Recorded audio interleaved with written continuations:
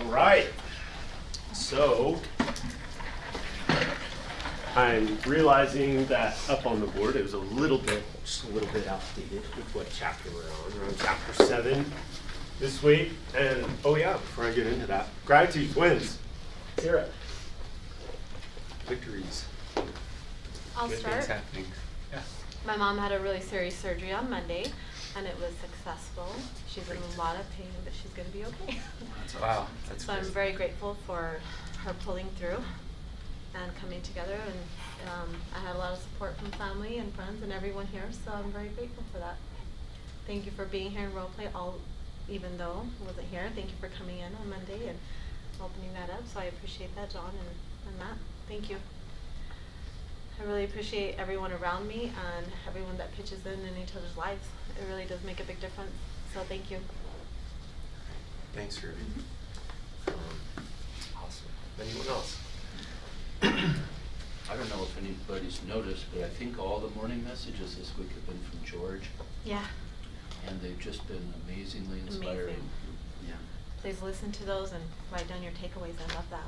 Yeah, I just love watching or listening to inspiring people. Mhm. In fact, last night I watched an old movie called The Eagle with Channing Tatum, Oh, and his courage in that movie was just really cool.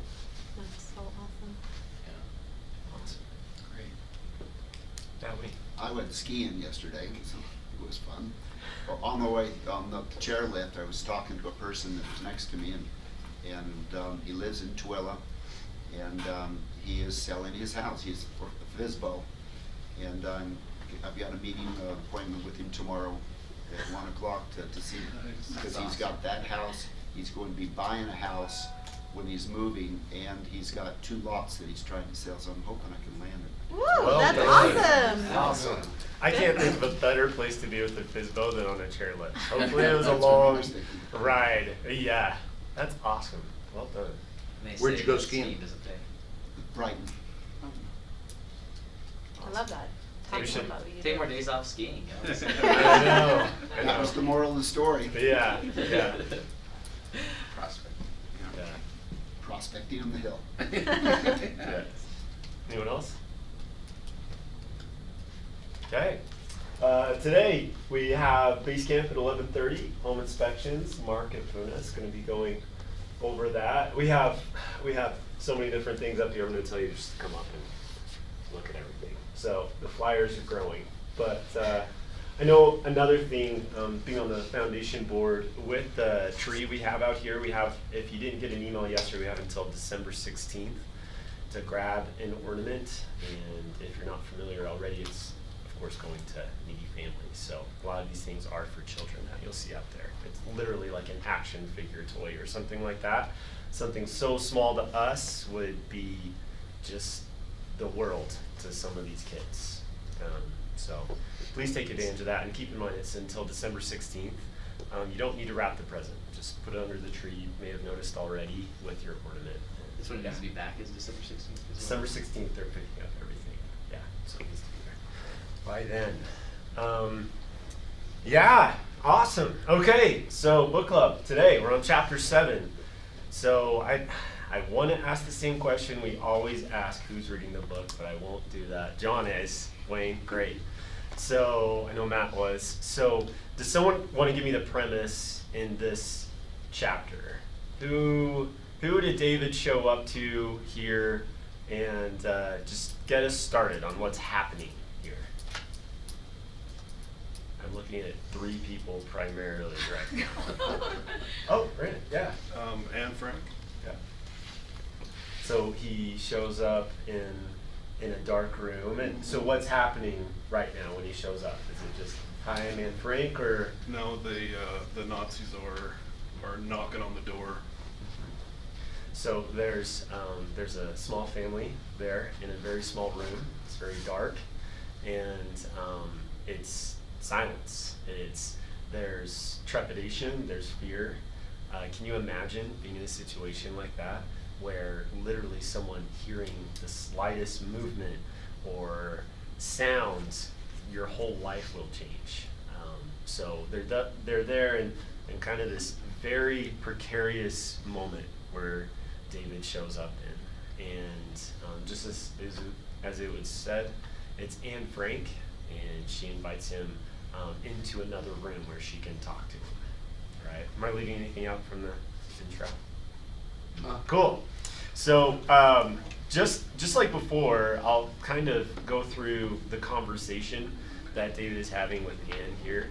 And I'd really like to hear, like always, your guys' input, but even those that have read it or are reading it, how it's affected you. But one neat part is they're up there in the room, and this is at the very beginning, and they're right next to this clock tower, and the clock goes off, and it's this booming type sound that catches David by surprise. And immediately when something like this happens and we're in a situation or something we don't like, what is our first thought? So David says, like, how can you stand this, right? Right. And it's pretty interesting how she replies in the beginning. And then she has like the brighter side. And I know for a lot of people, some individuals who are always looking for the bright side of things are kind of like, do you ever complain about anything, or do you have any problems at all? So David asked, he's like, what do you complain about? And she says, I do not complain. Papa says complaining is an activity just as jumping rope or listening to the radio is an activity. One may choose to turn on the radio, and one may choose not to turn on the radio. One may choose to complain, and one may choose not to complain. I choose not to complain.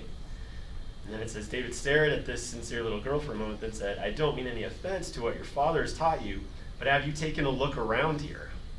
Are you sometimes people that, maybe it's just me, but people that always have a positive attitude, I'm like, do you realize like what you're going through right now? Or do you realize like how many things there are to complain about, all about you? And he says, these are pretty rough conditions for anyone, never mind a girl your age. How can you not complain? And then she says, our very lives are fashioned by choice, Mr. Ponder. First we make choices, then our choices make us. And that reminded me of a quote, I don't know where it came from, but it says, we don't decide our future, our habits decide our future. Right? So what do you guys think about that? Your guys' feedback. Yeah. When I was reading this chapter, it's like kind of like what's in between the lines is like really what stuck out to me, and just kind of her situation, things that they didn't necessarily talk about. A girl this age is going through this, and it reminded me of this soldier I was listening to that he's talking about his World War II or something. It was like, it wasn't a live interview or anything. This guy's dead now, but he was basically talking about the battlefield, and like he's like, yeah, people say like they're tough and they weren't afraid to die. It's like everybody is a baby when it comes to war, and everybody's crying, everybody's scared, and some people choose to act and some people choose to hide, right? Mm-hmm. But everybody's afraid. And he said after that experience, he's like, I knew that whatever happened in life, I was gonna live my life by fear. He's like, because nothing can surpass what I went through in the war. And I was kind of thinking about that with her situation. It's like, we don't necessarily have to have this experience ourselves where we're in a battlefield, we're about to die, to get this perspective. But it's all a matter of perspective. Like her pain and fear and just like the torment that she went through there is like something that we can't even fathom. But so it makes living our lives a lot easier. I mean, like making a phone call, oh my gosh, and Yeah. just like the little things, or doing a price reduction, all these things that we look at as with so much pain are just, it's when we have the right perspective, it's so much easier. And what's interesting is these same activities, and let's face it, a lot of times doing these activities, it's really hard to carry that perspective and be grateful to be able to make calls and to have perspective with what others may be going through.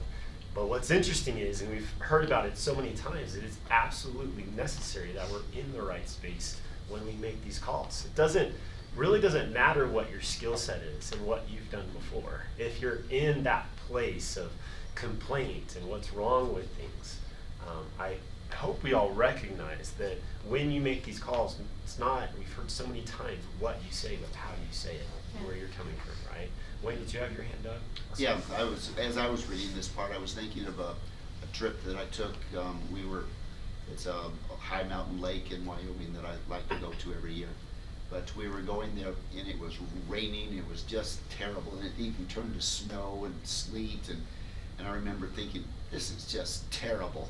But I remember thinking that, back in my life, and anything that I've ever done that was hard, that just wasn't working out, I remember thinking, those are the times that I remember most. And so I kind of changed my whole attitude, thinking, this is gonna be fun. Even though it's raining right now, I'm gonna remember this forever. Mm-hmm. And it wasn't long before it cleared up and it was a nice trip. We had a great time, but I remember making that conscious decision that this isn't that bad. Awesome. Interesting. You made a decision, you made a choice. Yeah, John. That line, we make choices and then our choices make us, is extremely powerful. You mentioned how there are those people out there that we think, don't you realize what you're going through? Yeah. And there is the other perspective. There's a lady in my church group that suffers from depression. And she was asked to head up the choir, and there is no one in our group more qualified than she is.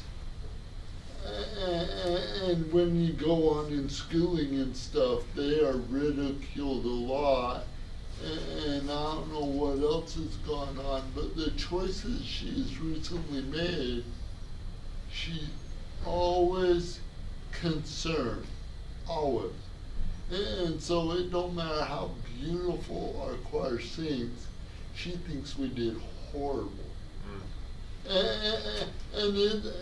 Well, not necessarily that we did horrible, but that she did horrible. And it don't matter how much we compliment.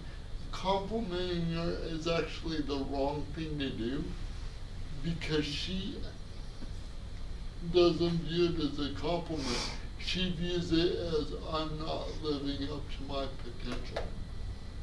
And it all comes down to that line. We make choices and then choices. We almost didn't have a ward choir this year because she just thinks she doesn't have what it takes to pull it together, when really there's no one more qualified. You don't see the value. Yeah. I love that. And just adding to that, the decisions do run our life, and it's the habits that we have in thinking positive, and thinking for a positive outcome is a habit that you create of how you look at things. If you have a positive outlook on what the outcome needs to be or what can be, I mean, look at the people that are at war. They have no idea if they're going to live another day, but they're out there fighting because they're thinking of a different outcome, but they don't know it. So it's the fear. So no matter what you're going to go through life, it's your choice of how you're going to go through it, how you look at it, and that becomes a habit of how you think. How you think becomes a habit, and that comes back to you as an echo. And if you're going to go through life, and I have a relative that complains all the time, and they have everything, but yet so ungrateful. I'm just like, oh It's not you, is it? it's really not me.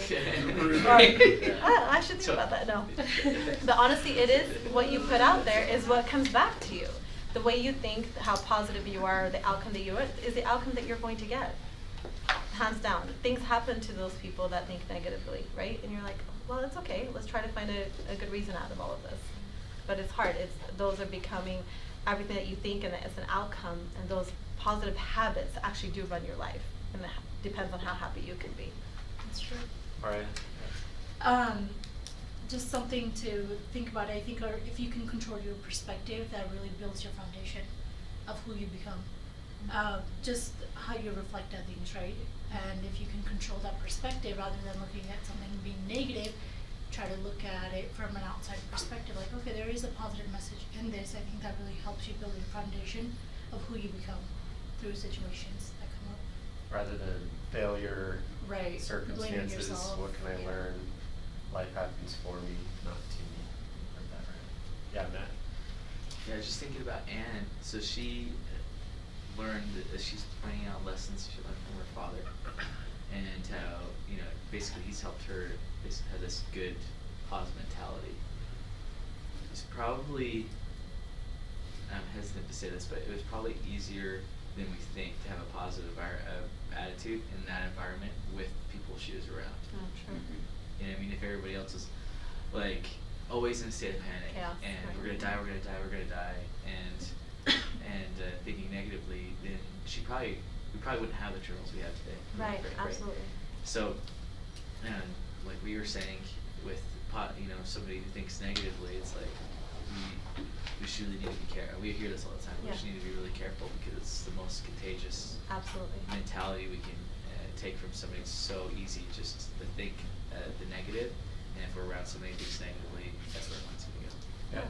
I mean, you have a habit. You know, sometimes when you see your phone ring, you're like, oh, should I pick that up? I don't know. Yeah. Like, Yeah. are they gonna mess with me now? You know, like They're gonna this, mess you up know. time. Yeah. Oh, okay, I'm in such a good mood. I don't know. I just had an idea. Well, Yeah. and that brings up two things that Anne Frank talks about that I'm sure Chris wanted to touch on. One was she talks about how before they were in that environment, they went to a fair, and at the fair, all these different colored balloons were let go, and they started rising up. And Anne said, "Well, which one's going to rise the highest? Is it the red, the green, the blue?" And her dad said, "Anne, it's not the color. It's what's inside that matters. It's what's inside that's going to determine which one rises the highest." And then Anne talks about, what are we putting inside ourselves? Who are we listening to? Who are we hanging around? What books are we reading? And are we giggling or laughing just so we can experience that emotion? And that comes back to the next point, because he said, well, you know you're in real rough conditions. And he's all, and she says, absolute fact, but it's not final. Mm-hmm. I love that. And that's, And, yeah. and she actually has a dream board, pictures of her future, pictures of her future babies, pictures of a rose, because she's gonna enjoy roses again, and it's just, yeah, we're gonna have hard times and they're gonna suck, but if that's all you focus on, then when those hard times are gone, you're like the choir director that everything's hard. But if you focus on your future instead of on the hard times, then the hard time isn't going to suck as bad, and when you're out, life is going to be amazing. Awesome. So we're gonna break down some of what John said in the chapter, but yeah, kids. Yeah, I just wanted to add to that. I love the story of these two boys who grew up and they had a really alcoholic, abusive father. And, you know, one turns out to be really successful, incredible person, and the other one turns out to be a lot like the father. And if you ask both of them, they say, well, how could I not? Like, what is the question they ask? Like, what brought you to where you are? And they say, well, how could I not? Look what I grew up with. And both say the same thing. And I think when we are conscious of our choices, it's a way of us to be able not only to, it's like the gift of being able to be responsible for your life. And I think it's such a gift that we have, as frustrating as it can be sometimes when we make the wrong decisions or the wrong choices that lead us to where we don't want to be in our life. It's also such a gift that any of us can decide to get up and prospect or come to the morning meeting or not, and you know, we get whatever that turns into.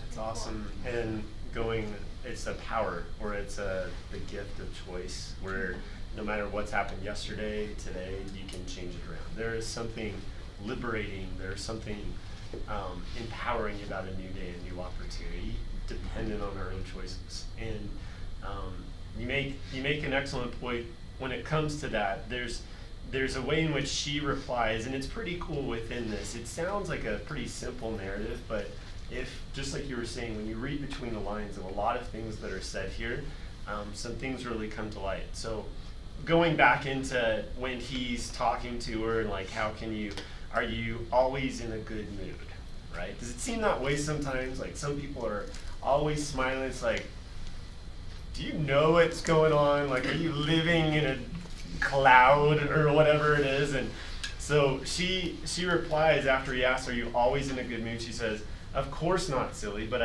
if I ever find myself in a bad mood, I immediately make a choice to be happy.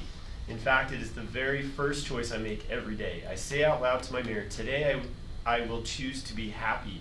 I smile into the mirror and laugh even if I am sad. I just say, ha ha ha ha. And soon I am happy exactly as I have chosen to be. I wish I could do it in Anne Frank. Yeah, you voice. need to redo I that. know. It's actually, if you guys have audio, it's pretty funny because this guy has kind of like a twang accent, and he's doing Anne Frank in the audio version. Yeah, because that But- laugh was so forced. Yeah. Well, I started laughing at like how I've lost my voice already. It sounded awful. But anyway, so it's pretty neat. I mean, even before things come at you during the day, deciding at the very beginning of your day, today I will be happy, right? And then she says after this, what you were going into, John, my life, my personality, my habits, even my speech is a combination of the books I choose to read, the people I choose to listen to, and the thoughts I choose to tolerate in my mind. Something interesting is we're always thinking about the things I shouldn't do, or don't do this, or don't do that. I read in another book somewhere, it's literally like it's a garden and you have to weed and feed. So you take out the things that are bad influences, but you have to feed your mind, your body, everything with the good things, of course, as well. I'd like to see another hand somewhere. Okay. Yeah, John. So this reminds me of an experience I had about 4 years ago. I'd only been married about 4 months. January 6th was my first birthday being married, and when I woke up that morning, my lower back was out. I could hardly walk. And I got ready, I got dressed, and I was gonna have my wife help walk me to the car. I'm on the way, how will I get around the office? I said, hey, let's grab the wheelchair. My wife says, man, this is really gonna suck for a birthday. Oh, whatever. I'm not gonna have a crappy birthday because of this. Yeah. And I'm all, so we literally do get to decide, and I'm all, well, yeah, I could focus on how horrible this is, or I could focus on how much fun I can have interacting with other people. And my interactions that day were awesome. Yeah. And going into that with other people, a neat thing is, do we approach it on the side of, am I going to give? Am I going to be a positive influence to other people? Are we coming from the side of, I need other people to act this way for me to be happy, right? I need other people. I need this person on the other end of the phone to treat me so good for me to have a good day. It just has to happen, or I'm going to have a bad day. Or do we approach the phone calls when we talk to complete strangers about how am I going to make their day better by talking to me on the phone right now? Yeah, let's give you a wink. So this doesn't necessarily apply to the book, but it applies to this comment and something that I've learned to tell myself. Because sometimes I'll need to have an appointment set, or I'll need to have some specific outcome in a day for me to look at it as like, okay, I did my job, that's a success, right? And outcome-driven, Mm. I guess happiness is kind of a scary thing because not all the time does the outcome happen, and so I guess it's a bad day, right, according to that definition. So one thing that I recently started to do is I have a checklist at the end of the day, and it'll be like, hey, did I help somebody today? Did I learn something? Did I do the activities I know produces the outcomes I want? And it doesn't necessarily mean I have to have that outcome that day for me to be happy. It's kind of, your comment reminded me of that. That's really profound. Thank you. So, we're in a goal type business, right? But as far as, and just reiterating what you're saying, as far as having to have circumstances fall in line in a certain way around us, that is going to be a rough life. But if I can decide what process do I need to take, what disciplines and activities do I do every single day to lead to this, I can then focus on what I'm doing right now. And the cool thing is, and I've said this before, but at the end of the night, when you're getting ready for bed or whatever it is, and like you look in the mirror, you're gonna know you did everything that you were supposed to do in the right way. And there's something very liberating about that. And then what's amazing, and I'm telling you this, it's not 99% of the time, it's 100% of the time. When you stick with it, when you stick with doing that, things do work. Things work out for your benefit if you allow it to happen. Yeah, Dan. Just a story I wanted to share real quick. Sunday night, I typically don't go do my side gig, my side hustle, unless there's at least a couple of good runs lined up for I'm a chauffeur. So I went to Sunday night. It was snowing, and they'd only asked me to do one. I was like, okay, whatever.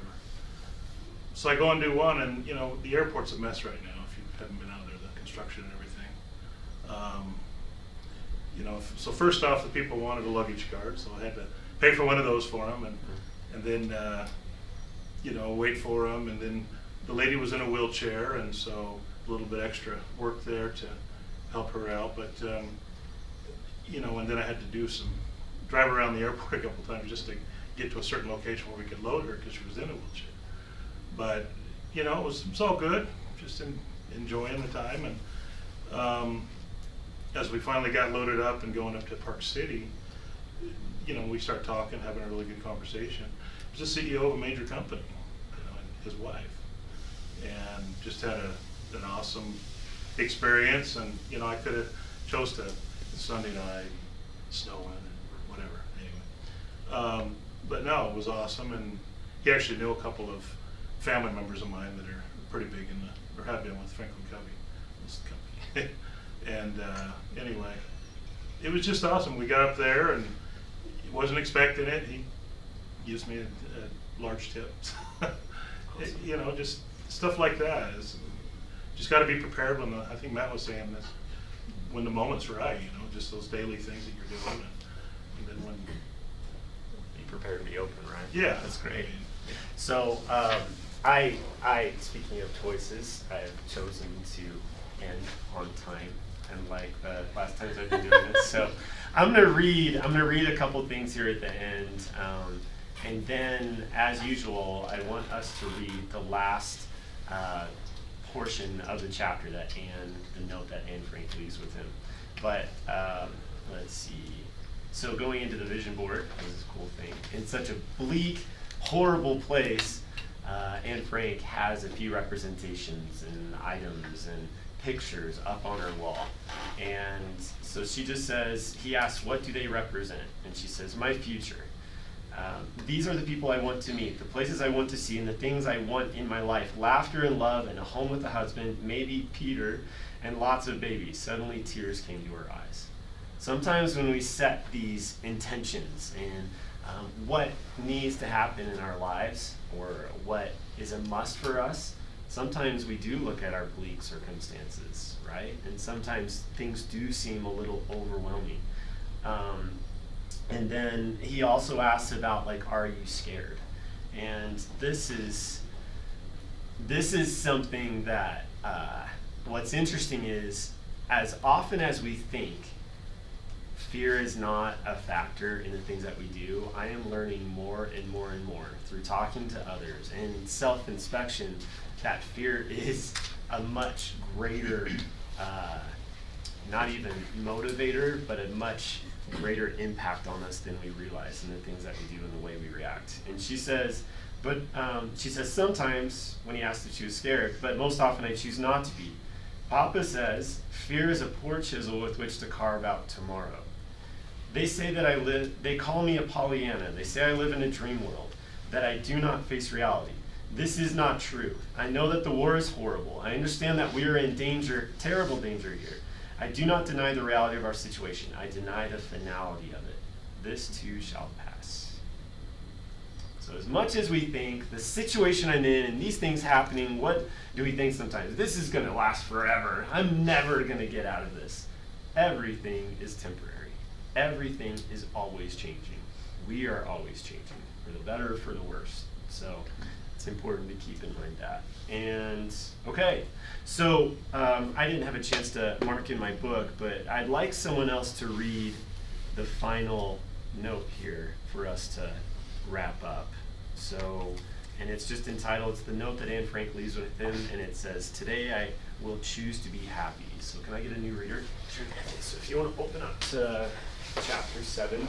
Okay. While he's doing that, I just want to share with you guys, when I think back to experiences of making a choice, how I am going to approach things, there's an experience I had, and this, it may seem small to you guys, but it has impacted me and for my life going forward. But there was a time in a prior business where there was another competitor, a large competitor in the area, and he had, through a couple I would say like choice ways of doing things, had attempted to steal an account in a way without integrity. I don't know how else to explain that. And what's interesting is once I brought it to light, this individual reacted in an amazing way. In fact, he started to take offense against me and started to spread rumors about me and my business and things that I had built over time, something that I cared about in a big way. And immediately when this happens, I start to think, this individual is horrible. I can't believe this guy's doing this. How do I react? How do I win? How do I bring this to light? How do I destroy him, right? And I remember this, there's literally an exchange going, right? And what's interesting is when we fall in the muck of this, there is no way we come out clean of any of this, right? I had this individual that was just spreading all types of lies and rumors and untruths about me. That way he would not be focused on with the actions he had taken prior. And I remember there was one Sunday, and I'm just sitting there, and it had passed a week. And it seemed like a month, but it was a week where it was, how do I win out? How do I reply here? What do I say? And all of this. And I realized when I took inventory of where I was at in my head and in my heart, my soul, and how miserable I was, trying to think about how to get back at someone. In that moment, I made the choice, I choose not to feel this way anymore. I choose not to feel this way anymore. And what's amazing is, outside of myself, and if we think, oh, well, that's not right, and you shouldn't have to do that, I just sent him a message, and I just said, I choose not to feel this way anymore. I'm not going to exchange with you about any of these things. I apologize for things that I've said in the past. How difficult is that to apologize for anything that I would have said, even though it may have been justified, to protect myself and my business and my employees? But what's interesting is from that moment, it was gone. It never came to mind again. So just choose. Make the choice. So Matt, look at me going over again. So Matt, can you... Where does it start with again? Beginning at this very moment. It's at the end of the fifth chapter. decision? Today I choose to be happy. Okay. Yeah. Today I choose to be happy. Beginning this very moment, I am a happy person, for I now truly understand the concept of happiness. Few others before me have been able to grasp the truth of the physical law that enables one to live happily ever after, happily every day. I know now that happiness is not an emotional phantom floating in and out of my life. Happiness is a choice. Happiness is the end result of a certain thoughts or activities, which actually brings about a chemical reaction in my body. This reaction results in a euphoria that, while elusive to some, is totally under my control. Today I will choose to be happy. I will greet each day with laughter. Can you skip to a couple paragraphs down? My smile. My smile has become my calling card. It is, after all, the most patent weapon I possess. My smile has the strength to forge bonds, break ice, and calm storms. I will use my smile constantly. Because of my smile, the people with whom I can come in contact on a daily basis will choose to further my causes and follow my leadership. I will always smile first. That particular display of good attitude will tell others what I expect in return. My smile is the key to my emotional makeup. A wise man once said, "I do not sing because I am happy. I am happy because I sing." When I choose to smile, I become the master of my emotions. Discouragement, despair, frustration, and fear will always wither when confronted by my smile. The power of who I am is displayed when I smile. Today I will choose to be happy. I am the possessor of a grateful spirit. In the spirit I have found discouragement in particular situations until I compared the condition of my life to others less fortunate. Just as fresh breeze cleanse smoke from the air, so a grateful spirit removes the clouds of despair. It is impossible for the seeds of despair to take root in a thankful heart. That's good. Thanks, Matt. And then at the end, she just says, I will greet each day with laughter. I will smile at every person I meet. I am the possessor of a grateful spirit. Today I will choose to be happy. Choose to be happy. Allow good things to happen for you in your life. When we choose not to see the great things that are all around us. And I'm just going to say today, choose to do the things that you typically do when you're happy. Just as it says here, I do not sing because I am happy because I sing. Decide to sing today. Decide to do the right things that you know you should be doing deep down to create an extraordinary day. All right? Okay, let's have a great day, guys.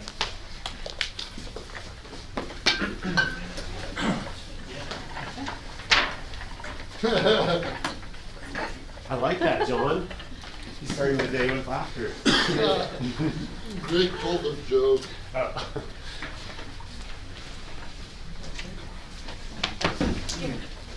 right here. Oh, okay. You guys like get the spot for me. Sorry. Okay, I succeed because I act on my goals. I am an optimist. I like talking to new people. I know what is important to me. I remember people's names. I have a daily plan and I follow it. I am passionate about real estate. I know consistency is my greatest tool. I like asking questions and listening. I enjoy reading to improve my sales skills. My emotions actually results. I focus on my dreams daily. My presentation is powerful and persuasive. I improve my skills daily. I am happy. I love to prospect because it feeds my business.